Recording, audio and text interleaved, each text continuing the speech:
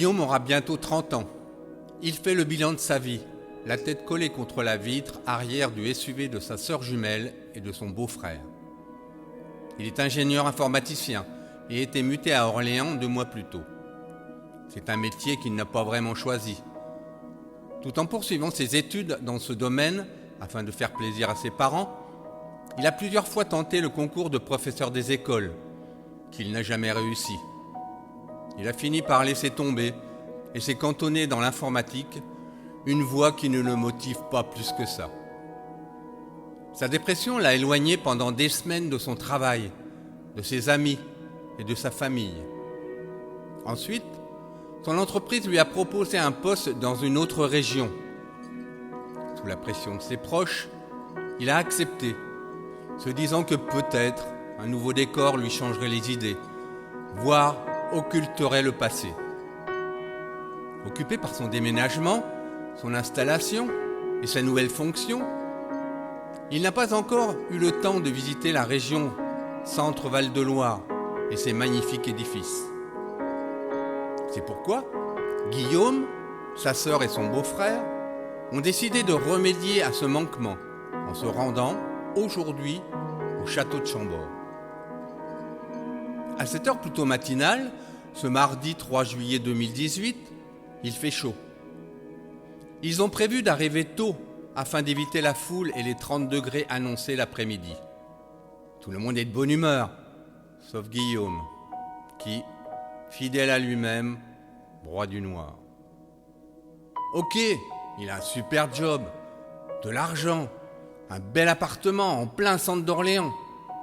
Il a pas mal d'amis et sa famille est géniale. Mais il se sent seul.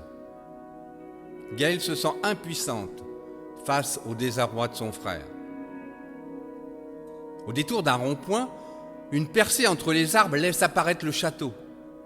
En provenance d'Orléans, la D112, qui traverse le domaine de part en part, finit de les amener à destination. Quiconque s'en approche se sent minuscule. Il est impressionnant, majestueux, imposant. Il ne laisse personne insensible. Il faut emprunter un petit chemin, puis traverser un pont sous lequel coule le Cosson pour s'en approcher. Enfin, il pénètre l'antre du fameux château. Chaque adulte se munit d'un dépliant, mais ne fait que le survoler. Aucun ne le lit vraiment. Leurs pas les mènent tour à tour dans les vastes couloirs et les diverses pièces qui se présentent à eux. Celle du rez-de-chaussée d'abord, puis ils empruntent l'escalier central pour atteindre les étages. Tout y est magnifique. Le clou du spectacle se trouvant sur le toit, où les terrasses offrent une vue imprenable sur les quelques maisons du village, la rivière, les jardins, les forêts de domaine, et plus loin encore, les grands espaces dégagés, l'horizon.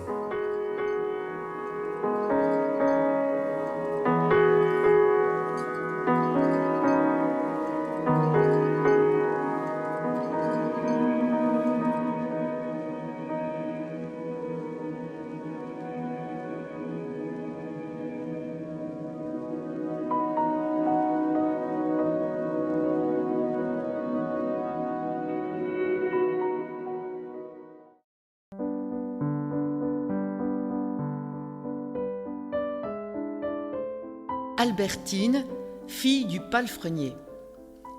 Albertine, la palefrenière, est une splendide jeune fille qui s'affaire depuis son plus jeune âge aux écuries du château. En 1524, Chambord n'est qu'une grande tour au milieu de nulle part, entourée de marécages où pullulent la vermine et les moustiques. Albertine vit sa condition avec l'insouciance de celles qui n'ont jamais rien connu d'autre. Son père, Jean, baptisé Patte de Buis, depuis qu'il est rentré estropié de la guerre d'Italie, est lui-même palefrenier. Il la rudoie souvent. Elle ne sait pas réclamer, donc on ne la paie jamais. Elle ne va pas assez vite, elle n'est pas assez forte. Combien de fois ne s'est-elle pas entendue dire « Tu ne remplaceras jamais Auguste !» Son frère, emporté par l'épidémie de la grande peste. Elle ne se plaint jamais. À quoi bon? Albertine aime quand il y a du monde au château. Il se remplit par vagues. Il y a celles, colorées, constituées des nobles et de rois d'autres pays. Et puis, il y a celles des manants, peu vêtus, affamés, misérables, qui viennent réclamer un quignon de pain ou du travail.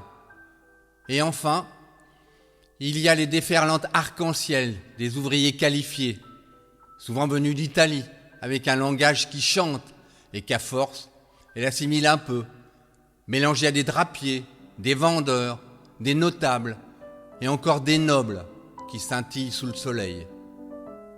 Ce matin, de bonne heure, elle a attaché les chevaux du trait au chariot et s'est rapprochée de la tour.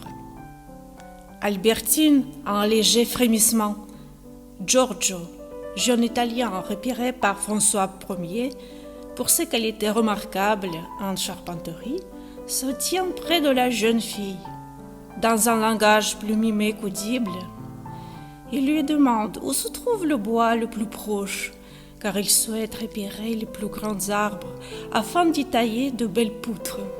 Un rendez-vous est pris le lendemain à l'aurore. Le voilà qui s'avance vers elle. Son bonjour est un peu froid. Elle l'invite à monter dans sa charrette. Elle est intimidée. Après un temps qui lui semble long, le bel Italien engage la conversation. Ils se nomment mutuellement. La prononciation de l'un étant revisitée par l'autre. Elle est surprise de comprendre dans l'ensemble ce que Giorgio veut dire. Il est vrai qu'il accompagne de gestes son phrasé, dessinant de belles arabesques. Ses grandes mains carrées sont en harmonie avec sa stature. Il fait 3 têtes de plus qu'elle. Ses yeux bleus évoquent la lumière de l'été, les autres saisons n'habillant son univers que de grisaille. Ce bombé de l'œil, ce bleu profond, elle est sûre de l'avoir déjà vu ailleurs. Soudain, elle y est. Étrange résurgence du souvenir.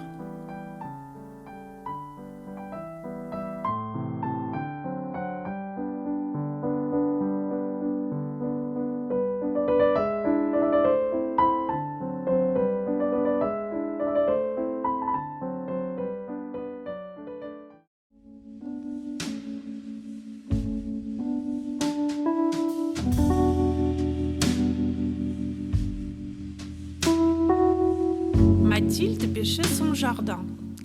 Ici, ce sera millepertuis, gentiane, sauge et mandragore, songea-t-elle.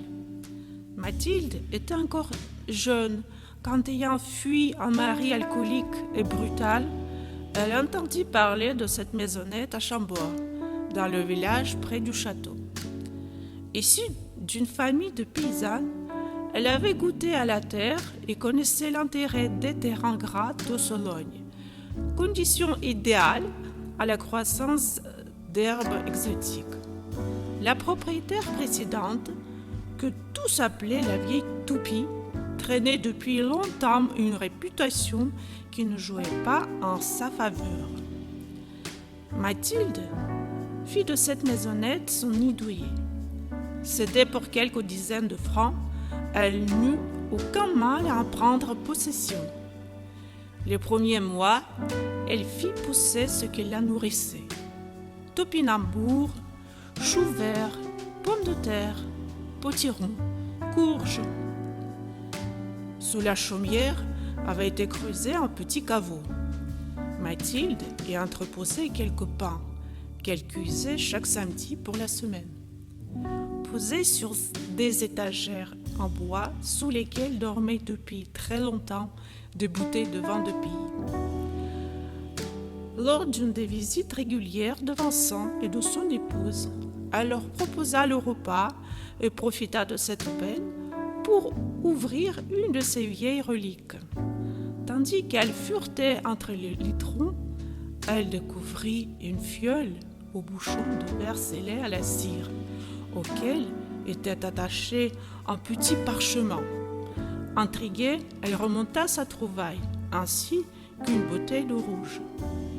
Interpellé par la forme du flacon, Vincent la saisit et sortit son couteau, s'apprêtant à en faire sauter le bouchon. Brusquement, Mathilde s'interposa et lui prit l'objet des mains. Vincent sursauta. Mathilde, qui lisait le parchemin, écarquilla les yeux, relut une seconde fois et leur annonça: « Si vous aviez bu de cette potion, nous aurions pu creuser votre tombe, mes amis. J'ai autant que vous cru avoir trouvé de la poire ou de la mirabelle, mais ça, c'est un poison violent que nous avons là. » Le parchemin en décrit la composition ainsi que la recette pour le fabriquer. Certaines herbes bénéfiques se trouvent pourtant dans cette formule. C'est surprenant.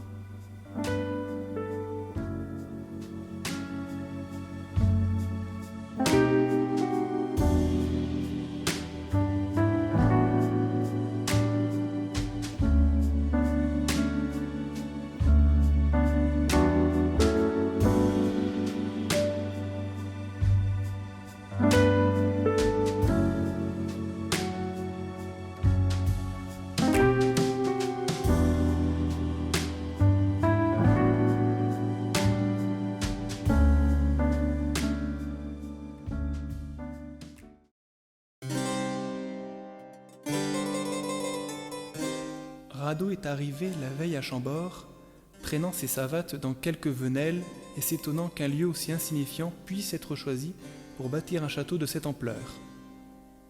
La châtellenie est dotée, certes, d'une église et d'une collégiale, mais c'est avant tout une modeste bourgade située en plein marécage, habitée par quelques paysans qui élèvent des cochons et des bœufs. Il apprend que les habitants du bourg vivent surtout de l'immense forêt et des nombreux étangs.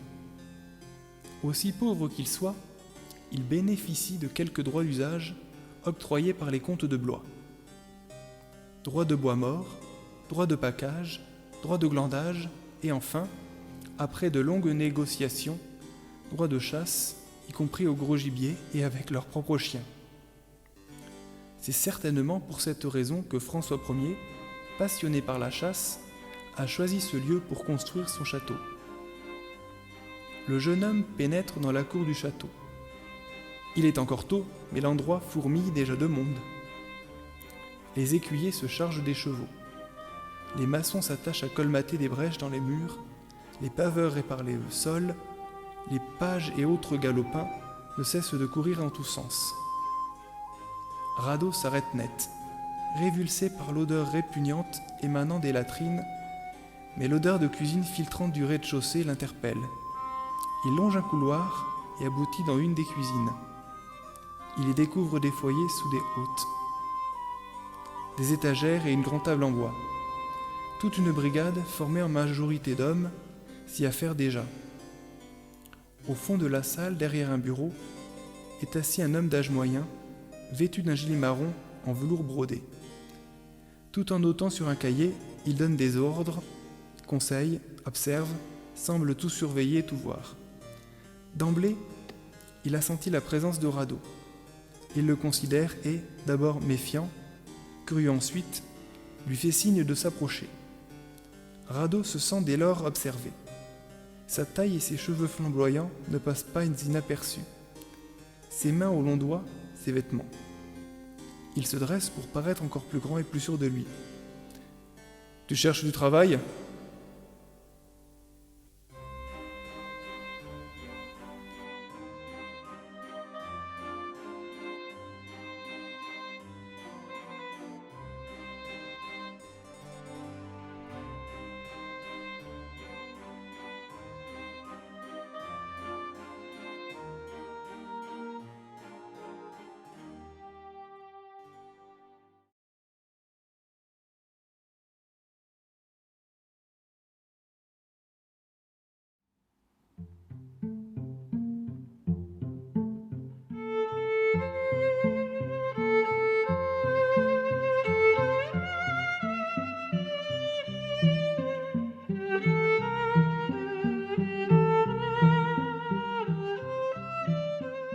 Au nom de tous les saints. Chambord, le 12 juin 2030. Les biens sont cédés à la société Futur Hôtel. Ces mots, suivis du claquement sec du maillet du commissaire-priseur, marquent la fin de 100 années de propriété par l'État du château de Chambord. La France, dont l'économie peine à se redresser depuis la dernière crise, ne peut plus se permettre de consacrer d'importantes sommes d'argent à la rénovation et à l'entretien des monuments. C'est dans ce contexte que ce fleuron historique est racheté par Futur Hôtel, une société dont l'objectif est de transformer la belle bâtisse et le domaine en un hôtel et un centre d'activité. Chambord, le 5 juillet 2030. En quelques heures, les lieux ont été vidés de leurs meubles et il ne reste plus que les murs ternis et le sol poussiéreux pour accueillir le nouveau propriétaire. Alors qu'ils visitent l'une après l'autre les 440 pièces, l'heure est au questionnement pour Édouard Anthem. À 71 ans, serais-je encore à la hauteur ? Pour chaque pièce, il imagine de nouveaux décors, donnant vie à moult orientations décoratives, pratiques, ludiques ou culturelles. Certaines deviendront bien sûr des chambres, tandis que d'autres se transformeront en une salle de jeu, une salle de réunion ou un restaurant. Au jardin, cette fois, tandis qu'il observe le toit, il contemple les innombrables cheminées. Une semaine plus tard, tandis que l'aménagement de l'intérieur du château est presque achevé, Monsieur Anthem a reçu les devis pour la grande piscine qu'il a l'intention de faire creuser un peu à l'écart, dans la forêt. C'est l'un de ses amis qui a remporté le projet et, dès le lendemain, la phase de terrassement est lancée. Dès les premiers coups de pelle, les dents du godet rencontrent le rocher. « Édouard, viens voir, on est bloqué. C'est de la pierre ici. » « Comment ça, bloqué ? Tu n'es qu'à 1 mètre. C'est une piscine qu'on veut, pas une pataugeoire. » Et regarde donc, c'est du rocher là-dessous. Monsieur Anthem se penche sur la tranchée. Ça doit être une ancienne fondation. Essayons de creuser un peu autour. Ils poursuivent les excavations. Peu à peu, les contours de l'objet se dévoilent. La belle pièce. C'est une sculpture, une salamandre. La bestiole ne m'étonne qu'à moitié, mais comment peut-elle se trouver là et à une si faible profondeur ? La raison pour laquelle elle est enterrée ici peut être importante. Historique même. Ce mot fait frissonner Édouard. L'idée d'une découverte historique l'inquiète. Il n'est pas rare de voir des chantiers bloqués pendant des années par les services nationaux d'archéologie. Soudain, la pelle cogne contre un autre objet. Le son plus mat fait penser à un vieux tronc ou un poteau en bois. Pas une, mais 12 caisses en bois. François, l'archéo, est là, et il s'affaire autour des larges caisses débarrassées de la terre qui les entourait. Armé d'un pied de biche, il descend dans l'une des excavations. Le bois pourri du couvercle résiste à peine, et François pousse un long soupir quand il découvre le squelette.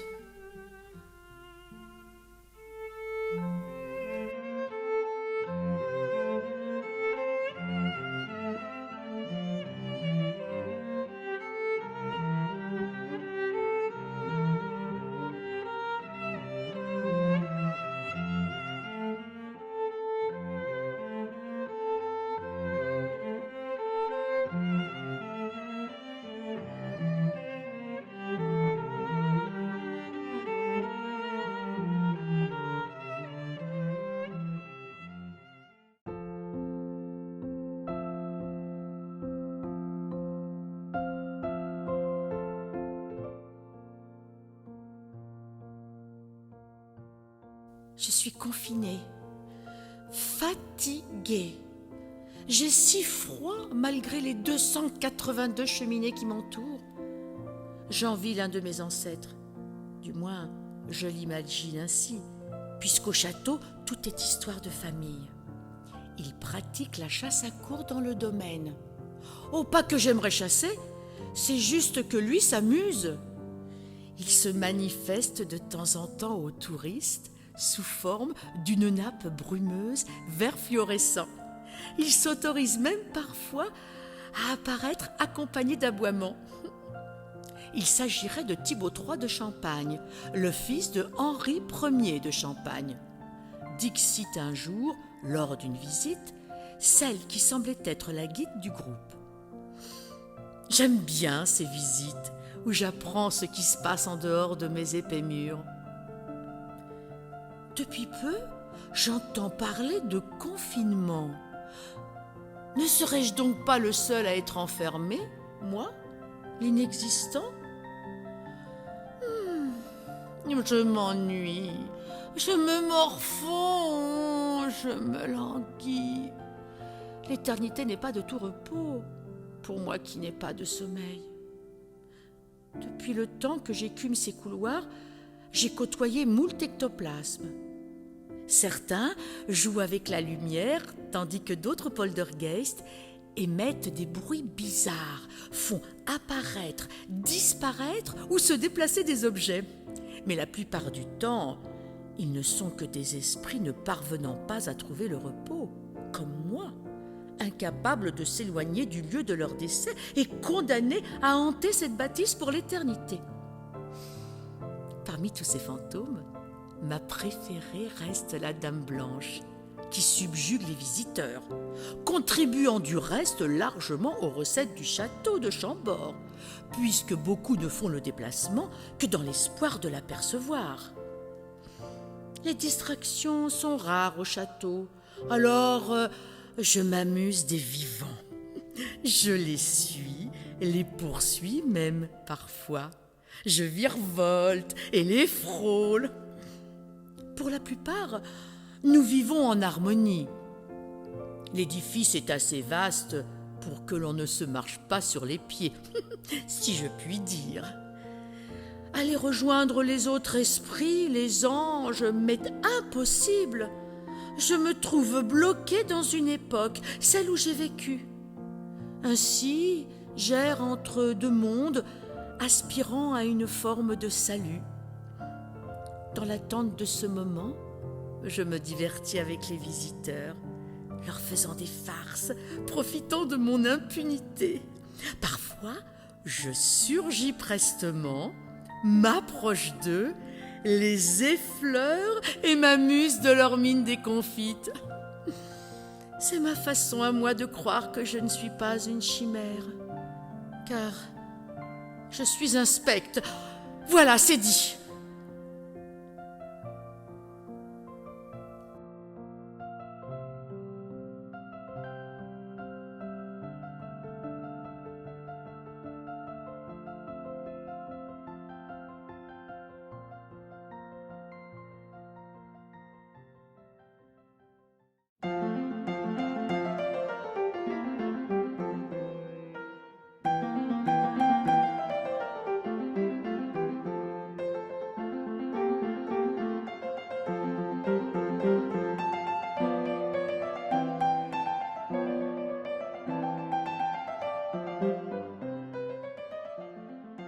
Sur la route de Chambord. Club automobile du Charme à Bauges recherche homme ou femme pour tâches diverses. L'annonce est publiée dans un journal régional. Alamanda a déjà entendu parler de ce centre un peu particulier.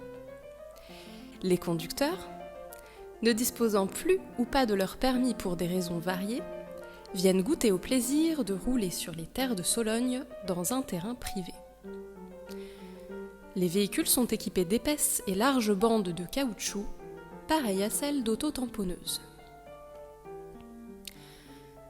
Alamanda compose le numéro de téléphone indiqué. Une voix de femme, au débit rapide et assuré, lui répond. Le timbre rauque est celui d'une fumeuse, âgée de 68 ans peut-être. Elle se présente, Madame Elisabeth de l'Étang, et énumère toutes les tâches qu'elle confiera à sa recrue, notamment l'accueil des clients au club et l'aide en cuisine. De temps à autre, elle marque une pause où elle inspire. Un rendez-vous est fixé au lendemain à 17h. Partant de Bauges, le domaine est situé sur la route de la Commission, direction Chambord. La jeune femme emprunte un chemin à travers bois. En ce mois de juillet, le sol est parsemé de bruyères flamboyantes qui se répandent dans la forêt de chênes. De vieilles maisons éparses, au charme soloniaux, abritées par de majestueux sapins, se laissent découvrir un bref instant. Un peu plus loin, un parc fleuri s'étend devant 2 bâtiments alignés. Alamanda est intriguée par la splendeur des lieux. Le terrain est entretenu par un jardinier en tablier rose qui l'observe se garer. La construction du bureau accueil est neuve et impeccable. La porte d'entrée, à petits carreaux, est grande ouverte. La maison a le cachet des demeures de ce côté du sud de la Loire. À l'extérieur, murs aux briques ocre et toits de tuiles.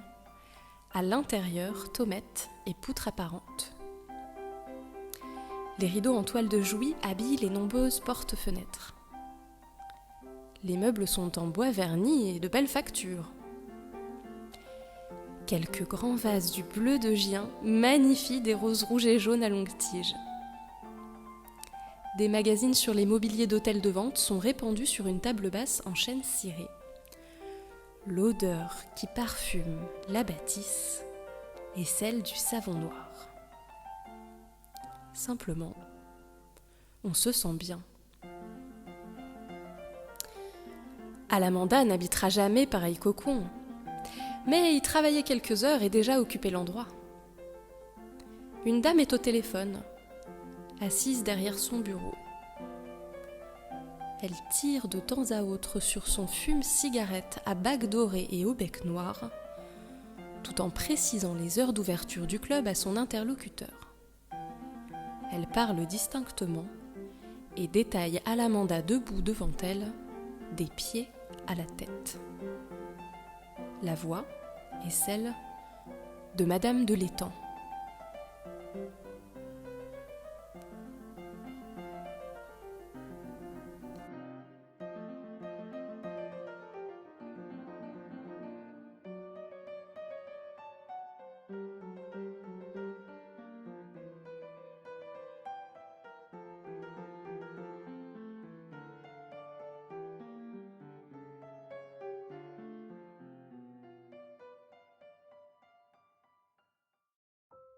Quelque part, perdue dans les dédales de couloirs d'un château, une pièce. Une pièce vaste, tapissée, velours et murs ouvragés, et tout au fond, une porte. C'est une porte ancienne, taillée dans un bois sombre, noueux et inégal, sur lequel a été déposé un vernis. Sur son encadrement, des motifs. Des vignes, des personnages, des scènes. Devant cette porte, un cordon rouge délimite l'espace, empêche les visiteurs d'accéder, d'aller et venir, de toucher, et derrière ce cordon, un homme et une femme. L'homme et la femme ne se connaissent pas. Ils demeurent à cet instant des visiteurs, comme il y en a d'autres, comme on en voit défiler tous les jours dans ce château. 2 êtres qui se croisent. À quelques mètres seulement l'un de l'autre, chacun plongé dans ses intérieurs, dans son silence, ils accomplissent un acte identique. Observer les motifs. Chaque motif, chaque scène, chaque courbe, minutieusement. C'est cette porte et cette simultanéité de l'observation qui conduiront à un événement infime, banal, qui se produit à plusieurs reprises, partout et tout le temps. Oui, d'un instant à l'autre, ils sortiront de leur solitude, de la méconnaissance de l'autre, et seront amenés à se rencontrer. L'homme et la femme sont les personnages anonymes d'une histoire 1000 fois rejouée, celle d'une rencontre singulière, une parmi des millions. Ils amorcent là ce qui rendra possible le récit, la narration, qui prendra forme à partir de ce presque rien, l'observation de la porte, le bon endroit au bon moment, l'esquisse d'un mouvement, un battement de cils. Mais pour l'heure, ils n'ont encore aucune idée du mécanisme qu'ils viennent d'enclencher, du compte à rebours qui a déjà débuté. Les personnages n'ont pas plus d'importance que le reste. Ils traversent l'événement, ou plutôt sont traversés par lui. Ils n'ont pas de nom, ils n'ont pas d'âge, ils n'ont pas de raison d'être, mais ils sont. La femme s'appellerait Laura, Camille ou Alice ou A. Elle serait relativement jeune, entre deux âges, enseignante, secrétaire. Elle vivrait chez ses parents ou dans un grand immeuble, voyagerait à travers le monde pour des rendez-vous d'affaires ou bien travaillerait dans une bibliothèque. L'homme, que l'on pourrait nommer Bertrand, Léo, Camille aussi, pourquoi pas, ou plus sobrement B. Il pourrait être conférencier, manutentionnaire, électricien, sans un sou ou tout au contraire, marié, divorcé, usé. Dans cette histoire, ils sont un homme et une femme qui se rencontrent devant une porte. Ils sont les segments A et B, les personnages. C'est une drôle de façon de se rencontrer, nous en conviendrons. Mais dans ces circonstances, il y a toujours une part de surprise, d'absurde, d'inattendu, de saugrenu ou d'incongru, pourrait-on dire. Et jamais personne ne saura expliquer pourquoi, parce qu'il semble n'y avoir aucune raison suffisante à ce qui est. Pourtant, cela est.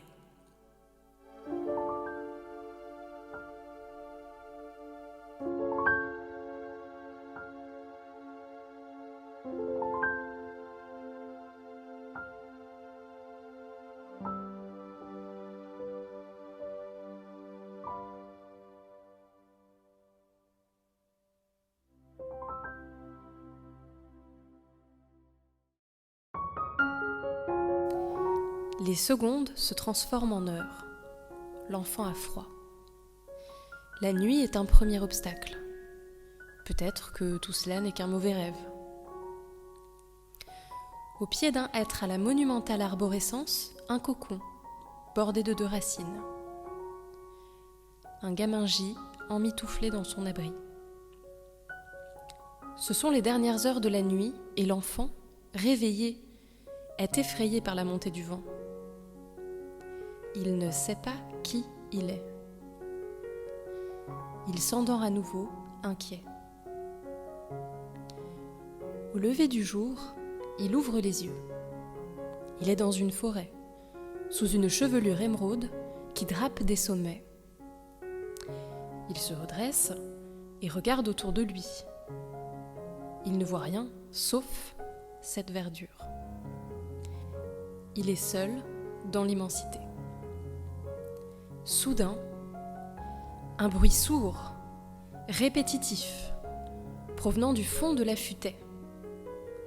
L'enfant s'en approche, se met à courir. La vibration devient de plus en plus rapide, il accélère. D'un coup, le son s'arrête. L'enfant se fige, scrute les alentours. C'est le vide. Une falaise borde la forêt. L'enfant longe la lisière.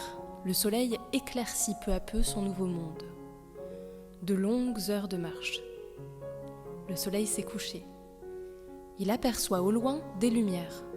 Un village. Il est chez les hommes.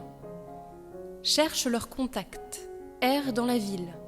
Un peu abasourdi par le vacarme carnavalesque. Les rues centrales brassent une foule dense de gens déguisés. L'enfant ne connaît pas la fête, s'y sent invisible. Un mouvement de panique lorsqu'un humain lui effleure l'épaule. C'est Rose. Coïncidence ou bonne fortune, les voilà réunis. Elle est douce avec lui. Elle a les yeux azur, le visage arrondi, la peau fripée par l'âge. Son sourire est bienveillant. Elle est la première à le voir, la première à l'aider. Le lendemain, l'enfant se réveille. Tout semble calme, l'endroit est chaleureux. Elle lui demande comment t'appelles-tu? D'où viens-tu » Il lui répond qu'il vient de la forêt, qu'il n'a pas de prénom, qu'il voudrait y retourner, retrouver le calme. Rose le prend dans ses bras, le serre de toutes ses forces.